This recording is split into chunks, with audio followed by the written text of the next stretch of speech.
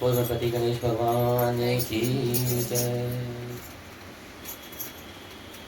गणपति बप्पा मोरया, मंगल मूर्ति मोरया, गणपति बप्पा मोरया,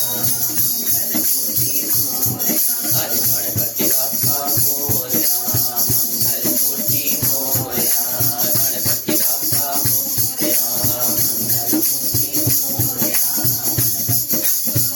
मैनू पूरा दिल दवारे तो हटाई ना, मेरी लगी हुई प्रीत नू छुड़ाई ना। मैनू पूरा दिल दवारे तो हटाई ना, मेरी लगी हुई प्रीत नू छुड़ाई ना। ओ मैनू पूरा दिल दवारे तो हटाई ना, मेरी लगी हुई प्रीत नू छुड़ाई ना। मैनू पूरा दिल दवारे तो हटाई ना, मेरी लगी हुई प्रीत नू छुड़ाई ना।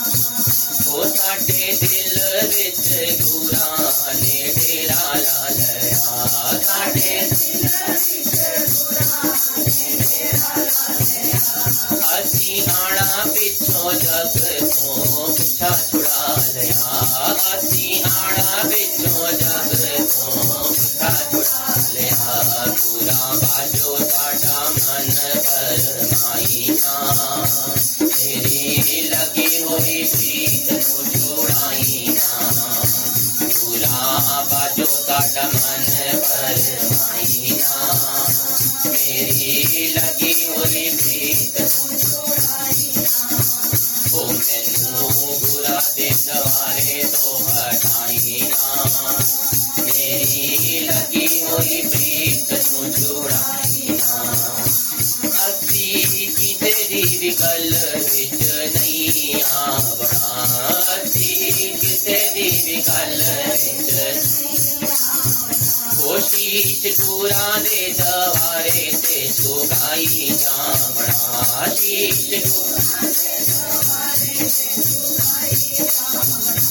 सानू ताने मार मार के डराई ना, मेरी लगी हुई प्रीत नू छुड़ाई ना। ओ सानू ताने मार मार के डराई ना, मेरी लगी हुई प्रीत नू छुड़ाई ना। मैंने बुरा दे दवारे तो हटाई ना, मेरी लगी हुई प्रीत नू छुड़ाई ना। मैनू बुरा दे दवारे तो हटाई ना, मेरी लगी हुई प्रीत नू छुड़ाई ना। ओ साडा दुनिया दे नाल कोई कम ना रहा, साडा दुनिया दे नाल कोई कम ना रहा। ओ अक अक ते असी सुनने वालियां नू की कह दिया, अक अक वालियां नू की कह दिया। साडे दुखे हुए मन नू सताई ना, मेरी लगी हुई प्रीत नू छुड़ाई ना। ओ साडे दुखे हुए मन नू दुखाई ना, मेरी लगी हुई प्रीत नू छुड़ाई ना। ओ मैनू बुरा दे दवारे तो हटाई ना, ओ मेरी लगी हुई प्रीत नू छुड़ाई ना।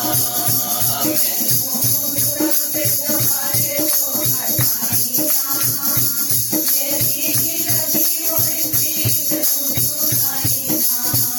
ओ हुण निंदा ते चुगलियां नू छोड़ दो, हुण निंदा ते चुगलियां नू छोड़ दो। ओ बुरा नाल ऐना वित्तियां नू जोड़ दो, बुरा नाल ऐना वित्तियां नू जोड़ दो।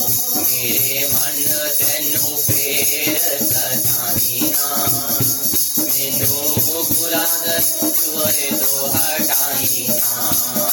मेरे मन तेनू फेर सताई ना, मैनू बुरा गुरा दे दवारे ओ मैनू गुरा दे दवारे तो हटाई ना ओ मेरी लगी होगी प्रीत नू छुड़ाई ना मैनू गुरा दे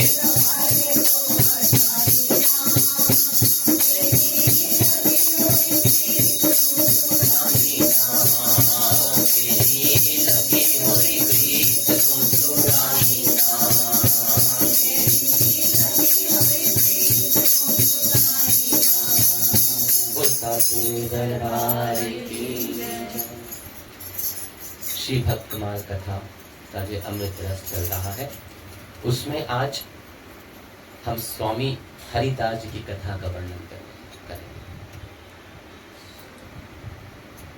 प्राकट्य का जो इनका एक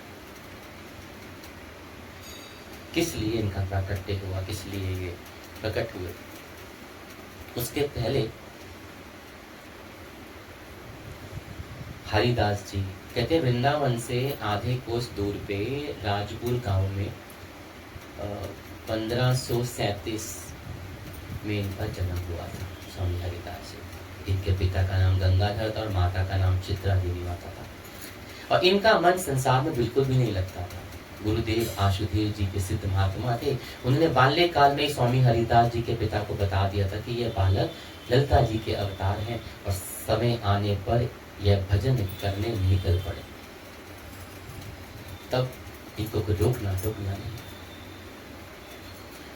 पिता ने एक दिन बालक हरिदास जी से अपने असली स्वरूप के दर्शन कराने का आग्रह किया। स्वामी हरिदास जी ने उनको साक्षात ललिता जी के रूप में दर्शन देकर कृतार्थ किया और 25 वर्ष की अवस्था में एक विरक्त की भांति घर से निकलकर वृंदावन चले गए। वृंदावन के एक निम्बार्क संप्रदाय के संत श्री आशुधीर देवाचार्य जी से दीक्षा और विरक्त देश लेकर भजन करने लगे।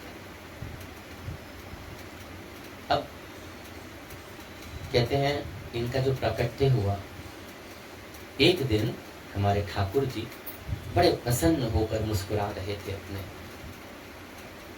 धाम में। प्रिया जी ने पूछा कि क्या बात है, आप आज अकेले अकेले बहुत मुस्कुरा रहे हैं।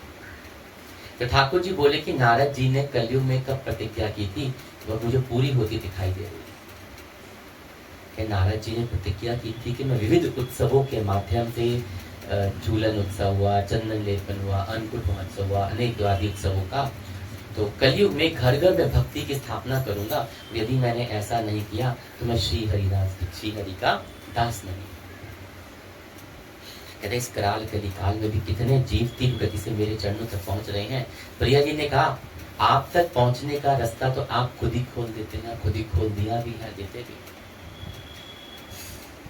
और यदि कोई जीव सखी सहचरी बन के निज महल की सेवा प्राप्त करना चाहे तो उस मार्ग को तो आपने खोला ही है। दासों के तो खोल दे, लेकिन कोई जीव अगर आपकी सहचरी बन के आपकी सेवा करना चाहे तो मार्ग तो खोलिए ना,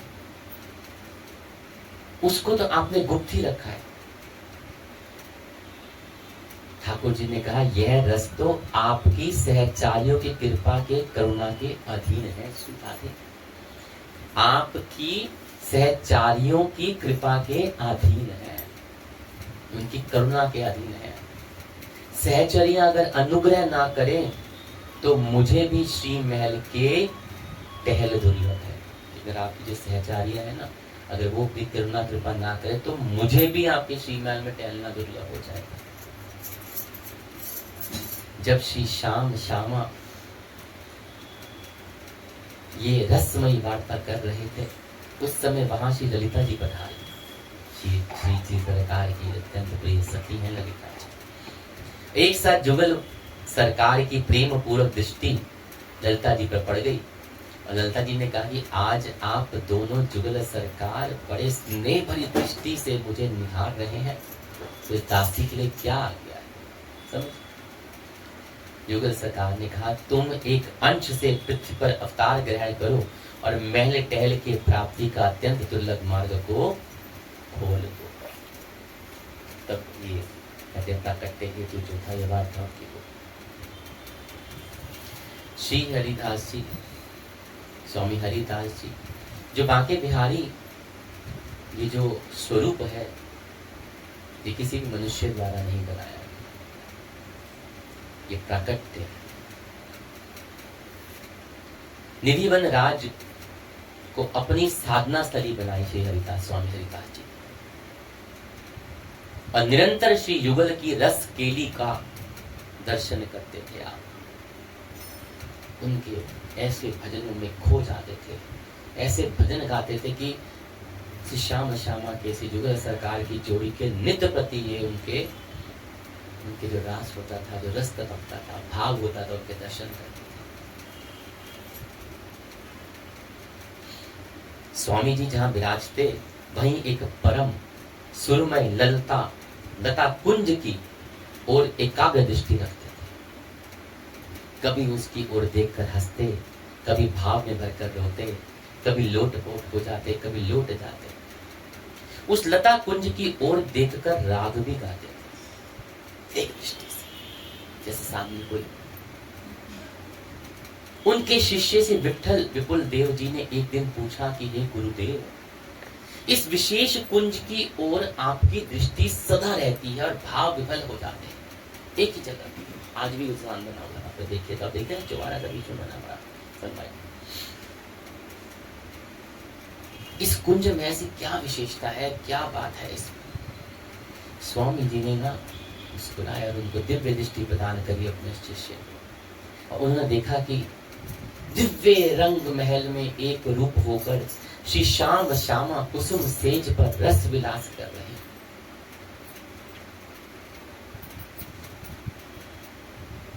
अभी एक बड़ी गुस्साई बड़ी सुंदर बात करते हैं, अपनी कथा में हम सुन रहे थे उस दिन।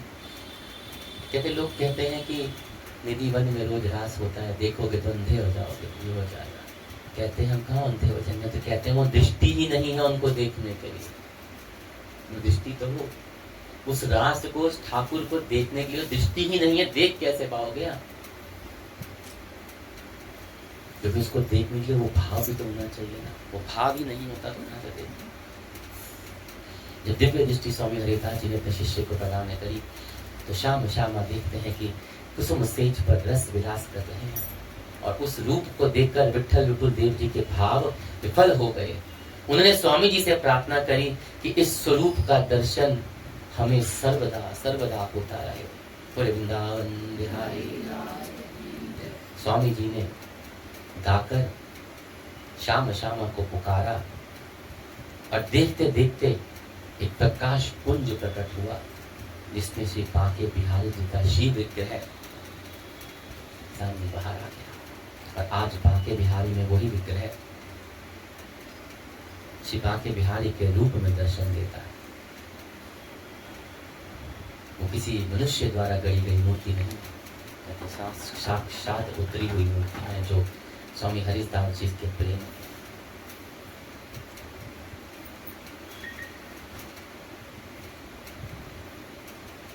और शरद पूर्णिमा पे एक दिन पवित्र तिथि पर यमुना जी की दूसरी ओर मानसरोवर नामक स्थान पर अपने पूरे परिकर को महाराज जी ने महाराज के दर्शन करवाए। इसलिए कहते हैं महाराज की बात के लिए जाती है। आज एक हमारे गुरुदेव एक कथा सुनाते थे, हमने बहुत पहले भी उसका वर्णन किया है।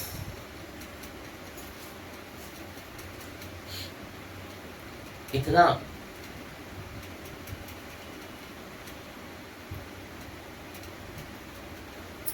एक बार कहते हैं कि लाहौर में एक सेठ भगत जी रहते थे जिनका नाम था विज्ञानी। एक दिन विचरण करते करते वे ब्रजवासी महात्मा उनके घर आए और उनका नाम था श्री ऋषिकेश दास जी। सत्संग होने लगा। संत ने श्री वृंदावन श्याम श्यामा की नित्य लीला स्थली, यहाँ पर निरंतर युगल लीला करते हैं और रसिक जन उनका आस्वादन करते हैं। विज्ञान जी ने पूछा, वृंदावन बिना किसी शंका के युगल की नित्य विहार स्थली है, परंतु प्रकट रूप में क्या कोई संत इस समय विराजमान है जो उस नित्य विहार को खुली आंखों से निरंतर दर्शन करता है? क्या कोई ऐसा संत है वृंदावन में जो खुले में दर्शन करता है? ठाकुर जी की लीला तो है, वो सब जानते ठाकुर जी ने की, ऋषिकेश दास जी ने कहा, ब्रज तो रसिक संतों की थान है, कहाँ कहाँ किस कुंज में कौन कौन रसिक अपने को छुपाए बैठे हैं, यह तो कह नहीं सकता, परंतु मेरी दृष्टि में एक ऐसे संत हैं, महान रसिकाचार्य श्री स्वामी हरिदास महाराज जी। वृंदावन में तो पता नहीं कितने कितने संत हैं। उन्होंने ठाकुर श्री बाके बिहारी को प्रकट किया है, निधि वन में रहकर उनको बहुत लाड लड़ते हैं, नित्य 56 भोग धराते हैं और युगल श्री श्याम श्यामा के नित्य केली का अपने नेत्रों से दर्शन करते रहते हैं। विज्ञान जी ने पूछा कि क्या उन स्वामी जी का दर्शन हो सकता है? लाहौर और कहाँ वृंदावन। संत ने कहा कि स्वामी जी के दर्शन करना अत्यंत कठिन है, परंतु अगर तुम प्रेमी हो, सरल भक्त हो, तो तुम दर्शन अवश्य हो जाए। विज्ञान ने पूछा कि स्वामी जी हमारी कोई भेंट भी स्वीकार कर लेंगे? संत बोले, वे धन सोना चांदी स्वीकार नहीं करते, परंतु 2 चीजें वे ठाकुर सेवा के लिए जरूर स्वीकार कर लेंगे, अपने लिए नहीं, उसकी सेवा। क्या? सुगंध और राग। आपको पता होना चाहिए ठाकुर जी बिहारी जी को रोज इत्र का और अलग अलग मौसम के हिसाब से अलग अलग तरह के इत्रों का लेप होता है, मालिश होती है। आज भी ठाकुर की चौखट पे भी इत्र की।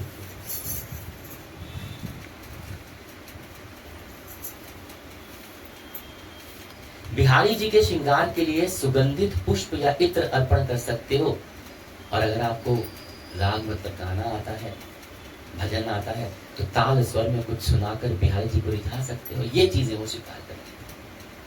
विज्ञानी जी ने कहा, गाना तो आता नहीं, परंतु सेवा में बढ़िया से बढ़िया इत्र लेकर जाऊंगा, अर्पण करूंगा। और वो सबसे आदि कहा जाता है। आदि जब इनकी कथाओं में वर्णन होता है कि कथावाचक आज कथाओं में जो सुनाते हैं, कहते हैं कि वो सेठ उस वक्त का सबसे महंगा इत्र, जो सबसे अच्छा इत्र बाल बनाने वाला था, उसको बुलाया और उस जमाने में 1 लाख रुपए का इत्र बनाया। आज की कीमत करोड़ों में।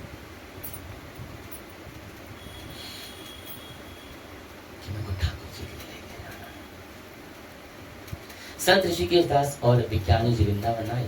निधिवन आकर बिहारी जी ने साक्षात प्रणाम किया बिहारी जी को, और वहां उपस्थित सेवकों से पूछा कि स्वामी हरिदास जी कहाँ हैं, दर्शन हो सकता है? सेवक ने कहा, स्वामी जी यमुना जी के तट पे गए हुए हैं। विज्ञानी जी को दर्शन की बड़ी लालसा थी। उन्होंने कहा, दर्शन बिहारी जी कहते, बिहारी जी का तो भोग लग रहा है, वो तो हो नहीं सकते, टाइम लगेगा, भोग लग रहा है ठाकुर जी का। आपका ध्यान दोनों मंदिर वृंदावन में आपके हिसाब से पर्दे नहीं खुलते, ठाकुर के हिसाब से पर्दे खुलते। जब वो बुलक जाएगा तो पर्दे खुलेंगे, आप खड़े होकर खड़े हो। वृंदावन में आज भी ध्यान देना, बिहारी जी मंदिर में जहाँ जहाँ के स्वरूप विराजमान, घंटे घड़ियाल नहीं बजते आरती के टाइम पे, देखा? जानते हो क्यों? क्योंकि बालक स्वरूप में उनको बालक ही मानते हैं। जोड़ के घड़ियाल घंटों से कहते हैं डर जाएगा। देख लेना कभी ना, कोई घड़ियाल नहीं है, घंटे नहीं, शांत भाव से आरतियां होती। उन्होंने कहा, ठाकुर जी को तो 56 भोग लग रहे हैं इस वक्त, तो वो तो भी नहीं है, पर्दे टाइम लगेगा। आप अब हरिदास महाराज जी कहाँ है? वो जमुना जी के तट पे बैठे हैं। अब उनसे रहा नहीं गया, तब तक ऐसा करता हूँ कि इनके दर्शन कर लेता हूँ स्वामी जी के। वैसे रुक नहीं पाया और पैर और दौड़ कर यमुना जी के नंगे पैर के पुलिंग के किनारे पे आ गया। सेवक भी उनके पीछे चला गया। शाम में जो स्वामी जी थे, उन्होंने कहा, ऐसा बैठ जाइए, महाराज अभी ध्यान में है। क्या स्वामी जी वहां बैठकर अपनी लीला मस्त में बैठे हुए थे, बड़ी मस्ती में आंखें बंद करके बनाने क्या।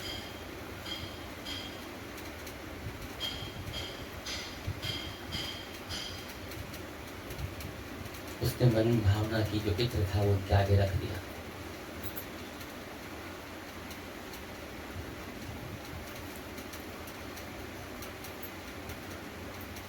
हरिदास जी महाराज जी ने बताया, इत्र को ऐसे तो क्या किस मस्ती में मुस्कुराए, इत्र बटा लिया और जमुना जी के घर डाल दिया। हो गए कि 1 लाख रुपए का मैं इत्र लाया, महाराज ने उठा के पटक दिया।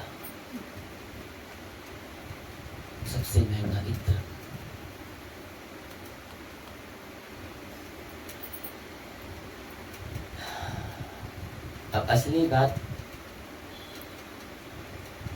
कहते वो इत्र जो था जमुना जी की रज में डाल दिया गया।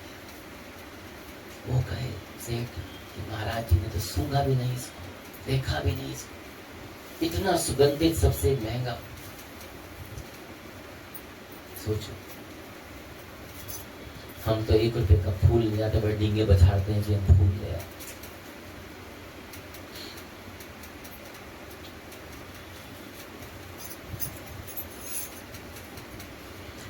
उन्होंने अपने नेत्र खोले, देखिए वो सेठ बैठे हैं। तो जैसे वो अपने, असल में हरिदास जी अपने भाव राज्य अपने बिहार में है, वो श्याम श्यामा के एक अजब लीला में खोए हुए थे। जुगल सरकार की लीला का एक निहार रहते वृंदावन से। तो जैसे ही उन्होंने नेत्र खोले तो देखा, सेवक ने कहा कि ये सेठ जी हैं, भगत हैं, लाहौर से आपके दर्शन के लिए आए हैं। महाराज कहते हैं कि अरे हमारा दर्शन क्या करना, जाओ जाओ निधिवन में बिहारी का दर्शन करो, जाओ उनका भोग लगे दर्शन कराओ, उनको दर्शन कराओ।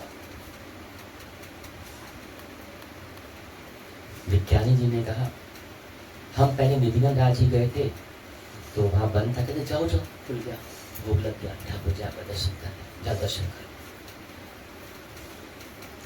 जैसे ही वो निधिवन के अंदर गए, घुसने लगे, वो सेठ जब घुसे निधिवन को, तो उनको वहां बड़ी सुंदर सी एक सुगंध आने लगी। पूरा निधिवन उस खुशबू से महक रहा था, पूरा निधिवन।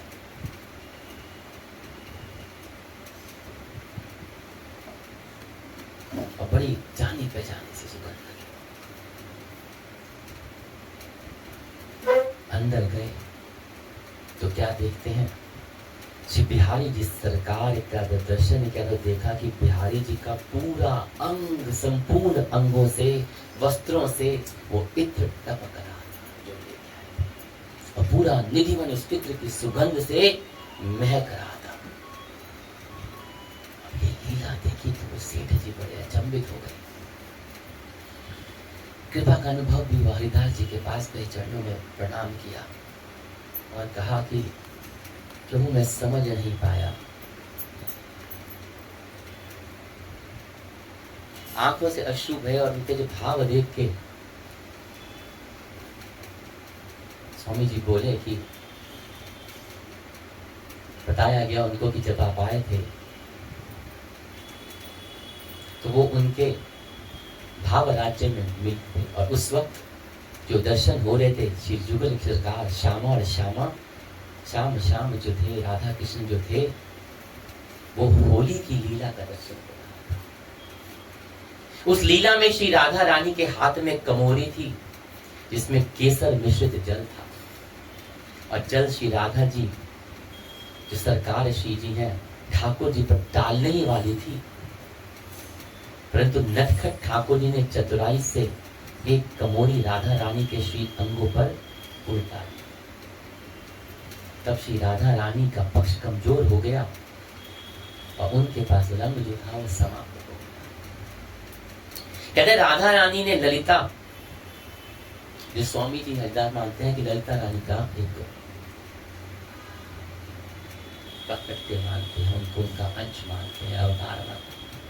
ललिता की ओर देखा कि मेरा रंग तो समाप्त हो गया है, और उस समय विज्ञानी जी ने उनको साक्षात दंडवत प्रणाम कर रहे थे, और जैसे वो दंडवत प्रणाम कर रहे थे उन्होंने इत्र भी साथ साथ ही रखा हुआ दे दिया शीशे। आप करी स्वामी को प्रणाम करते हुए कहते स्वामी जी का भाव राज्य में इतने मगन थे कि वे इत्र तत्काल राधा रानी की कमोरी में उठाया डाल दिया, और जैसे ही डाला कि ले स्वामी जी, क्या बोलते हैं स्वामी ने जो अब हमारी जीत पक्की है, और राधा रानी ने वो इत्र लेके ठाकुर के उस पे छोड़, वो राधा सुंदर सरकार वही तो डाला था इत्र, वो इत्र था, पता नहीं क्या था, मेरे को जो दिखा मैंने उठा दिया, राधा रानी सरकार ने विश्व के ऊपर डाल। कहते विज्ञानी जिस लीला का दर्शन नहीं हुआ, परंतु बाह्य जगत में जगत के स्वामी जी ने इत्र यमुना रज पे डाल दिया था। अब वो क्या कर सकते थे, जब उन्होंने बताया तो गदगद हो गया उससे, और कहते उसने अपने आप को ही बनीच के उसमें सौंप दिया गया था। गोस्वामी हरिदास महाराज की जय। ऐसी एक कथा और आती है कि पंजाब कश्मीर की सीमा पे एक क्षेत्र होता था जसरोटा। जसरोटा क्षेत्र में एक अत्यंत निर्धन सारस्वत ब्राह्मण रहते थे जिनका नाम था दयाराम जी। और अत्यंत गरीब थे और एक दिन पत्नी के कहने पर धन प्राप्ति की कामना से जम्मू पर्वत पर जाकर तपस्या करने लग गए। वहीं पर भगवान राम के पार्षद श्री जामवन जी उस स्थान पर तपस्या कर रहे थे और एक दिन ब्राह्मण को देखकर उनके सामने प्रकट होकर उनकी तपस्या का कारण पूछा गया कि आप क्यों कर रहे हैं। उन्हें समस्या बताई कि जामवन जी को बताई और उनको दया आ गई। जामवन जी उन्होंने ब्राह्मण को एक पारसमणि प्रदान किया। कहा कि ये पारसमणि है, लोहे को छूने सोना बना देगी और तुम्हारी गरीबी मिट जाएगी, परंतु यह तुम्हारे पास केवल 12 वर्ष ही रहेगी। उसके बाद इसे किसी सत्य पात्र को दान कर देना। वह ब्राह्मण के पास बहुत धन आया, उसने बहुत लोगों की सहायता करी, अन्न धान्य दान किए, संतों की सेवा करी और 10 वर्ष पूर्ण गए। जब पूरे हो गए उसने पत्नी से कहा कि अब हमें इसे स्वीकार करने वाले सत्य पात्र को खोजना आरंभ कर देना चाहिए। दोनों तीर्थ यात्रा पर निकले, परंतु पत्नी की उससे मृत्यु हो गई। ब्राह्मण विचरण करते करते वैद्यनाथ धाम पहुंचे। वहां शंकर जी को प्रार्थना करके बोले कि हमने बहुत खोज किया, परंतु इसे धारण करने वाले जिसको हम दे सके वह सत्य पात्र हमें मिल नहीं रहा। आप हमारा मार्गदर्शन कीजिए प्रभु। और शंकर जी ने स्वप्न में बताया कि ऐसा महापुरुष जो बार बार देने पर भी इसे लेने से मना करे, उसी को इसका सत्य पात्र समझना चाहिए। तब ब्राह्मण जिस भी महात्मा के पास जाता वो कहता कि महाराज हमें चेला बना लो, हमारे पास बहुत मूल्यवान मणि है, हम इसे अपने गुरु को समर्पित करना चाहते हैं। और मणि का नाम सुनते सब चेला बनाने को तैयार हो जाते। तो ब्राह्मण कहते अच्छा अभी हम स्नान करके आ रहे हैं। अब फिर ब्राह्मण मणि के नाम सुनते रहो। घूमते घूमते ब्राह्मण वृंदावन पहुंच गए और वहां स्वामी हरिदास जी से भेंट। ब्राह्मण बोले स्वामी जी हम आपको गुरु के रूप में वर्ण करना चाहते हैं, कृपा करके दीक्षा प्रदान कर दीजिए। हमारे पास अति मूल्यवान पारसमणि है जिसे मैं अपने गुरु को समर्पित करना चाहता हूँ। स्वामी जी ने कहा भगवत शरणागति तो हम तुम्हें प्रदान कर देंगे, परंतु पारसमणि को पहले जमुना जी में फेंक कर आओ। भागवत शरणागति तो मैं प्रदान कर देंगे, लेकिन पारसमणि को जमुना नहीं है।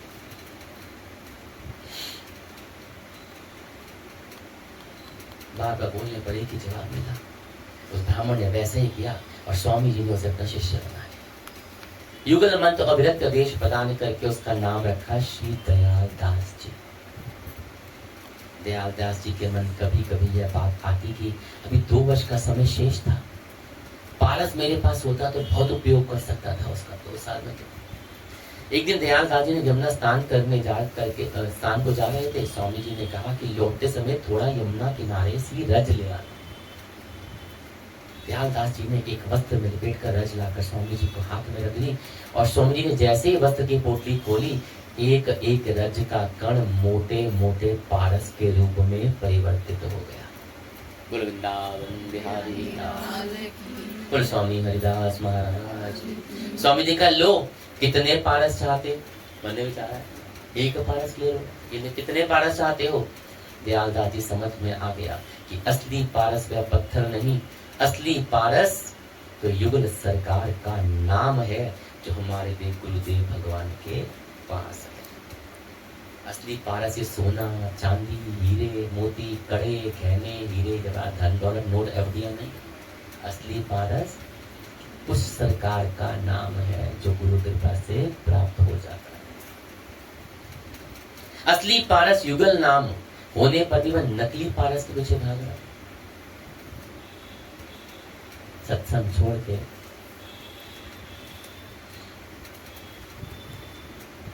और किस पारस का चिंतन कर रहा हूं? कहते इस घटना के बाद सदा सर्वदा के लिए उन्होंने अपनी धन की वासना समाप्त होकर सरकार के प्रभु शरण में लग गए। वो वृंदावन बिहारी लाल। एक दिन स्वामी जी प्रसाद पाने के बाद एक कोने में डोना मतलब पत्थर का डोना डालने के लिए जा रहे थे।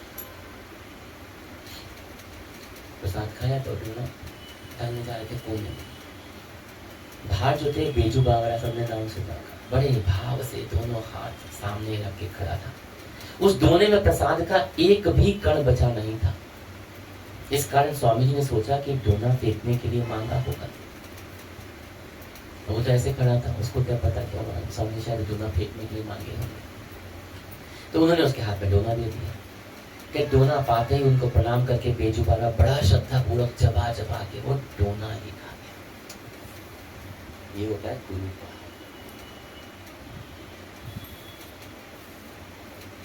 उसने तो प्रसाद मांगा और प्रसाद में एक कण भी नहीं था, लेकिन जो सच्चा होगा ना वो एक पत्ते का डोना भी चबा के खा। ऐसे ही नहीं संत महापुरुष।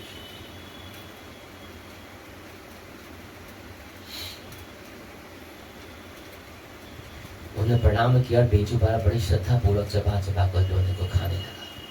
स्वामी जी ने बड़ी दया सोचने लगे कि इसको तो गुरु की सिद्ध प्रसाद ग्रहण करने की इच्छा थी, परंतु इसको सिद्ध प्रसाद पाना मिला नहीं, तो उसने दोने को प्रसाद पाया। उस दोने को ही प्रसाद समझ कर उसका सेवन कर लिया।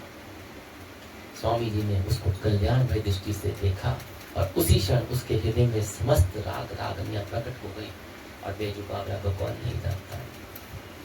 ऐसा करुणा भाव होता है गुरु की दृष्टि पड़ जाए। तानसेन का नाम भी सबने सुना।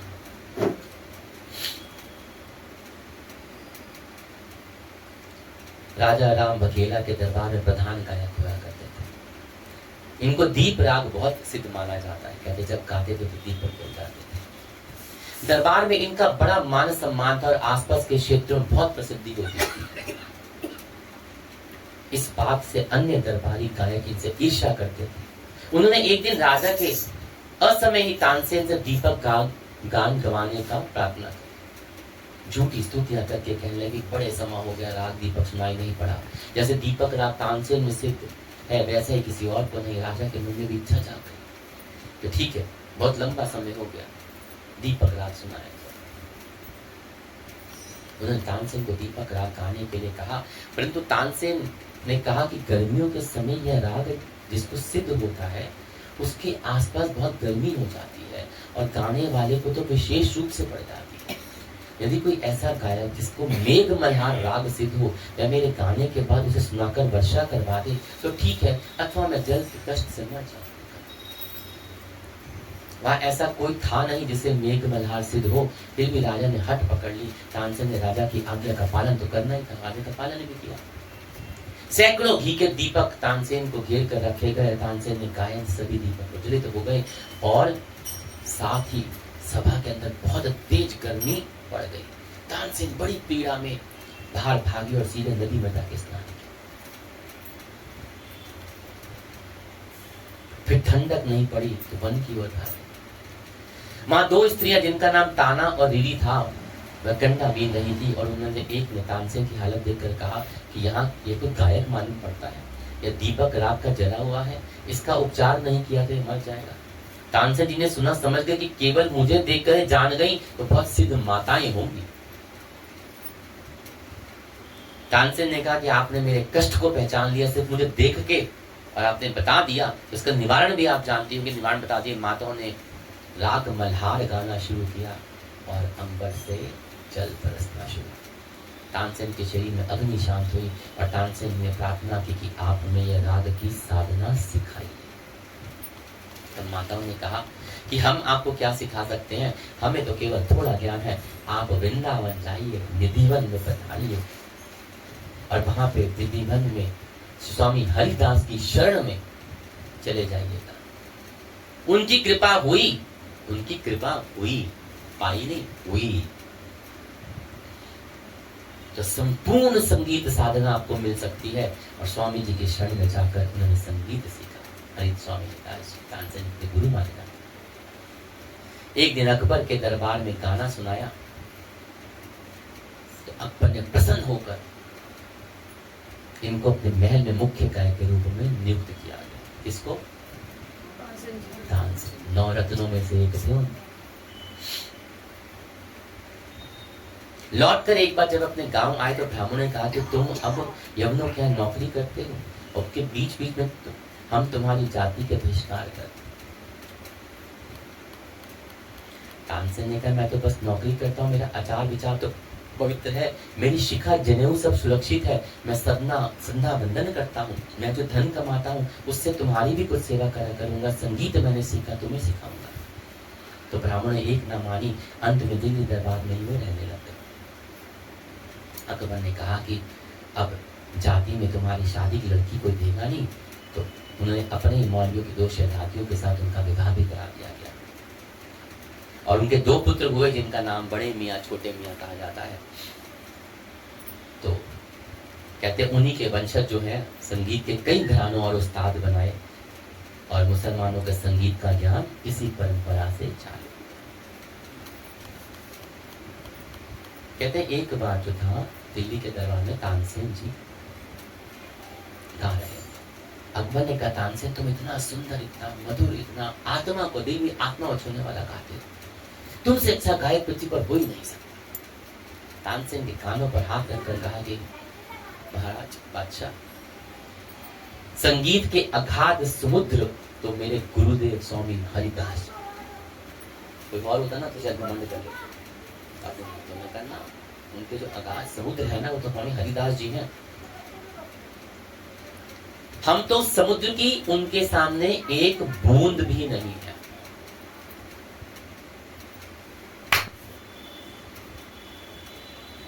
अकबर ने कहा तुम्हारे कोई गुरु भी नहीं है, कहाँ रहते हैं, हमें बुलवाओ। तानसेन ने कहा वृंदावन निधिवन में रहते हैं, उन्हें बुलवाओ, हम उनकी गायकी सुनना चाहते हैं। तानसेन ने कहा महाराज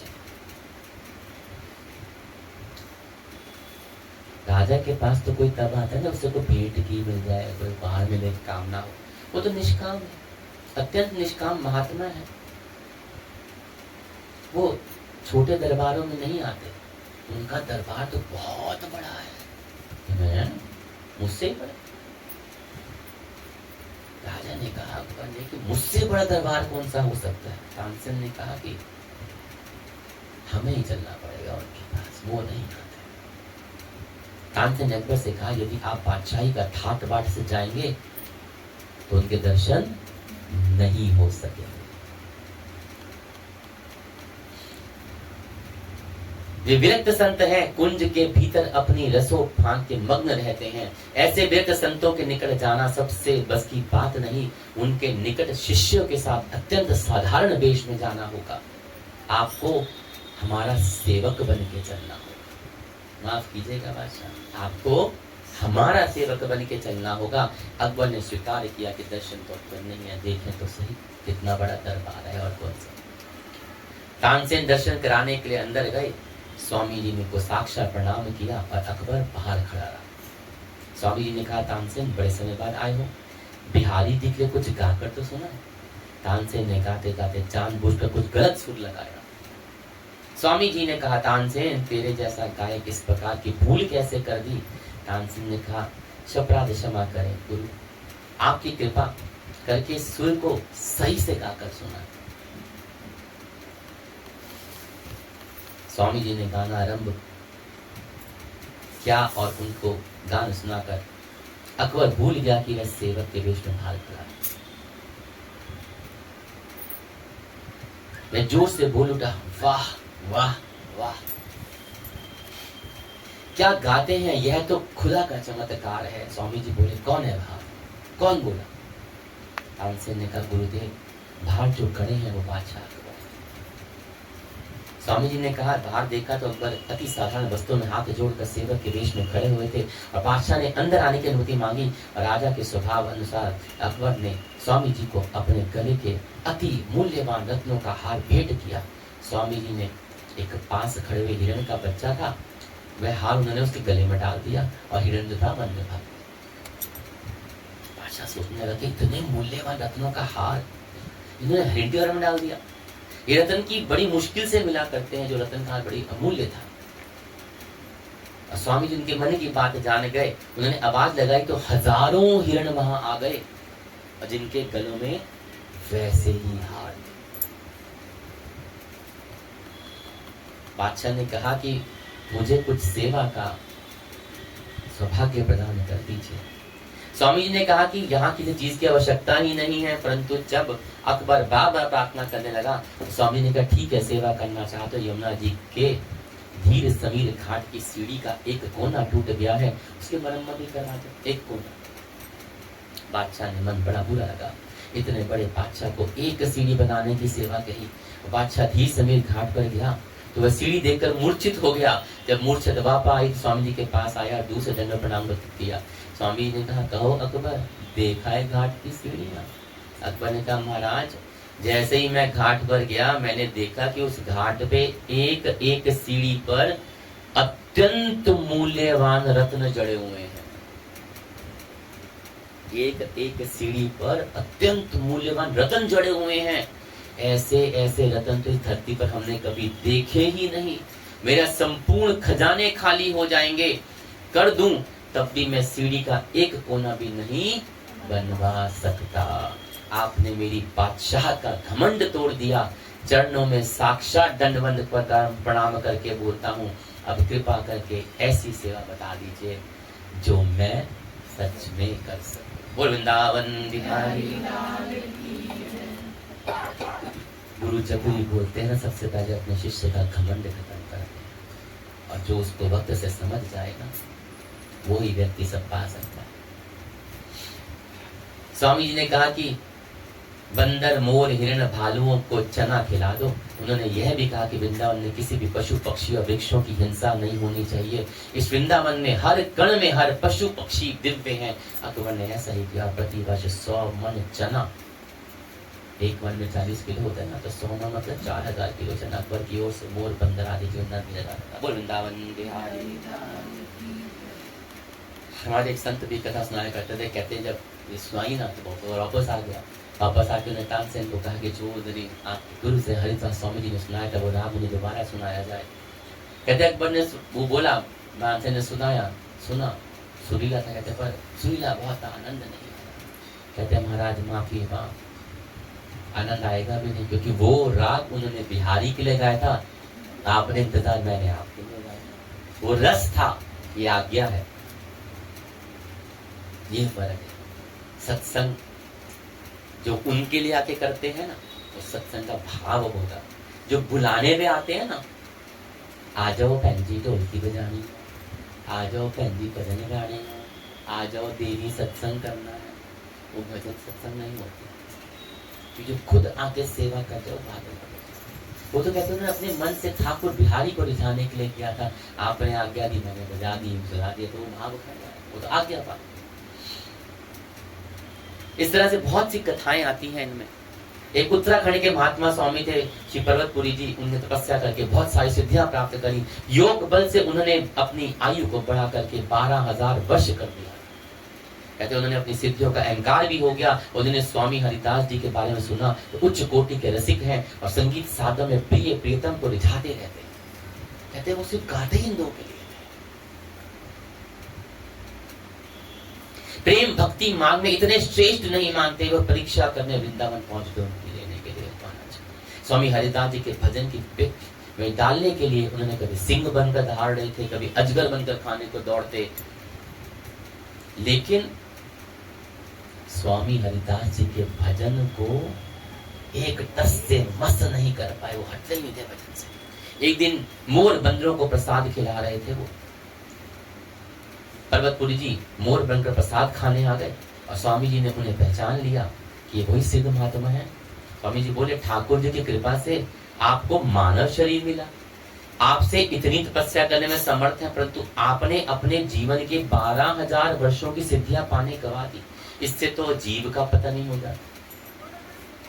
स्वामी जी ने मोर रूप लिए उस सिद्ध के पास जाकर उनको भी प्रसाद खिला दिया।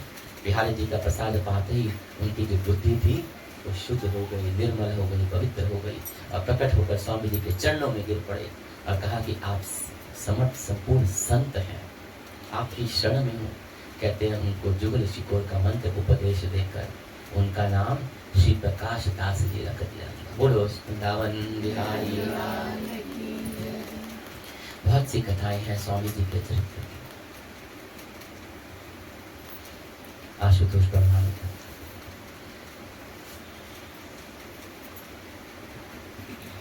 कोई अंत नहीं, इतने संत पुरुष।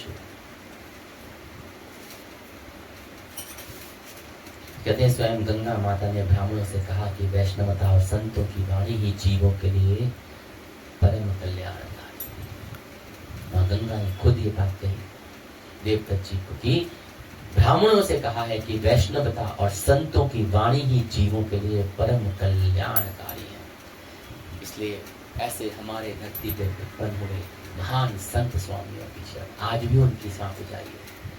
आज भी निधि वन के अंदर जब रात को बिहारी जी का जो लीला खेली जाती है, उनके सेज सजाई जाती है, जुगल सरकार को पानी का पीड़ा, तांबूल, लड्डू, जल, शैया, फूल रखा तो सुबह सब जब खोले आते तो चबाया खाया गिरा मिलता है। स्वामी हरिदास जी के समय हरि के ऊपर आप 10 मिनट बैठिए, 15 मिनट बैठिए, 5 मिनट बैठिए, ध्यान लगाइए, कितना आनंद हुई होती है कि शायद स्वामी बिहार जी आज भी यहाँ विराजित है। बोलो वृंदावन बिहारी लाल। गुरुदेव जिधर देखूं तू ही तू नजर आवे, गुरुदेव जिधर देखूं तू ही तू नजर आए।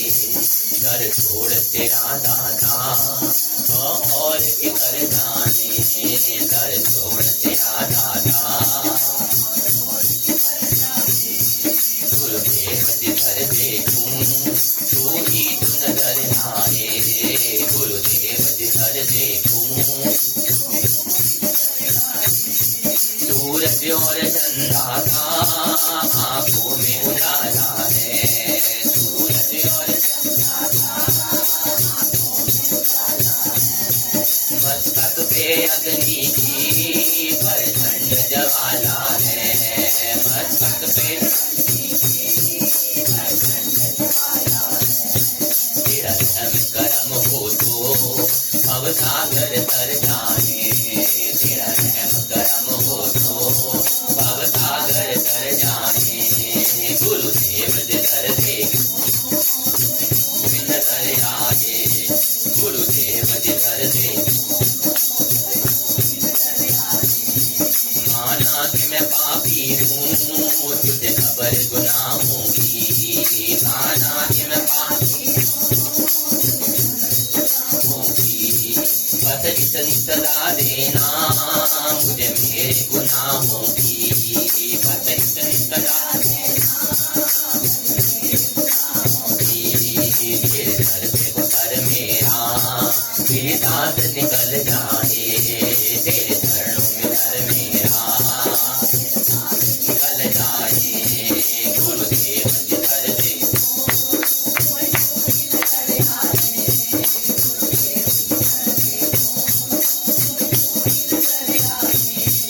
तेरे दर पे आए हैं कुछ लेके जाएंगे, तेरे दर पे आए हैं तेरे दर पे आए हैं कुछ लेके जाएंगे, तेरे दर पे आए हैं सर भेंट चढ़ा करके सर अलग जगाएंगे, सर भेंट चढ़ा तू बख्शे ठुकराए मुझे तू ही नजर आए, तू बख्शे ठुकराए गुरुदेव जिधर देखूं मुझे तू ही नजर आए, गुरुदेव जिधर देखूं। मेरे मन के मंदिर में एक बार तो आ जाओ, मेरे मन के मंदिर में एक बार तो आ जाओ। मैं बंद करूं बल के तुम दर्श दिखा जाओ, मैं बंद करूं बल के मैं तेरा रहूं बन के जग भैरी हो जाए, मैं तेरा रहूं बन के अलग हो जाए, गुरुदेव तिन्हें देखूं, तू ही नजर आए, गुरुदेव जिधर देखूं, गुरुदेव जिधर देखूं, तू नजर आए, गुरुदेव जिधर देखूं, तू ही नजर आए। दर छोड़ के दर तेरा हम और कहाँ जाए, दर छोड़ के दर तेरा हम और कहाँ जाए, गुरुदेव जिधर देखूं, तू ही नजर आए, गुरुदेव तेरा नूर नूरानी है, जग सारा पानी है, तेरा नूर नूरानी है, तेरी एक झलक की तो सारी दुनिया दीवानी है, तेरी एक इतना सावर देना मेरी तेरे संग निभ जाए, इतना सावर देना मेरी तेरे संग निभ जाए, गुरुदेव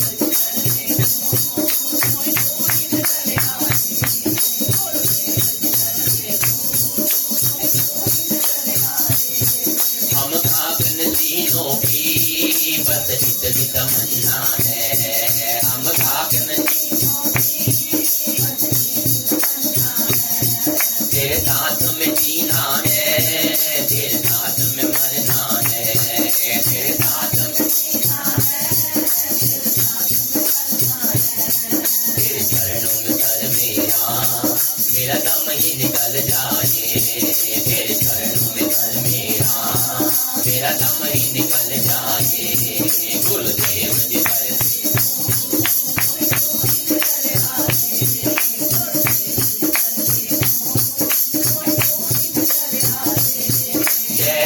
ठुकराया अपने भी बदल गए हैं, गैरों ने भी ठुकराया हम साथ चले जिनके वो दूर निकल गए हैं, हम साथ चले जिनके हम दूर निकल गए हैं, मरना है तो क्यों ना देरी चौखट पे ही मर जाए, मरना है तो क्यों ना देरी चौखट पे ही मर जाने, गुरुदेव जिधर देखूं, तू ही नजर आए, गुरुदेव